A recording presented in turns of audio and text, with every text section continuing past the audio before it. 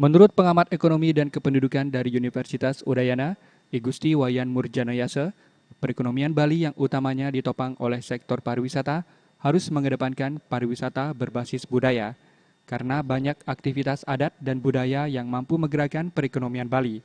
Bahkan dari penelitian yang dilakukan, setidaknya 50% budaya Bali sudah bersinggungan dengan aktivitas ekonomi. Hal itu merupakan peluang bagi masyarakat sehingga perekonomian Bali akan terus tumbuh. Sinergi antara ekonomi dan budaya itu menjadi basis pengembangan ekonomi Bali.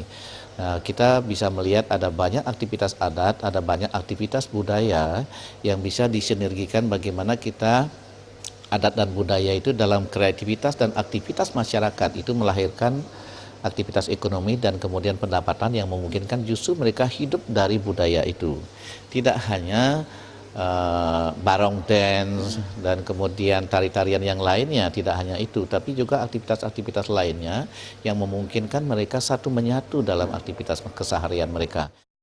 Pembangunan Bali ke depan termasuk investasi yang datang, jangan sampai merusak budaya, karena investasi yang diperlukan Bali adalah yang mampu bersinergi dengan budaya Bali. Diana Putra dan Gong Krisna, Bali TV.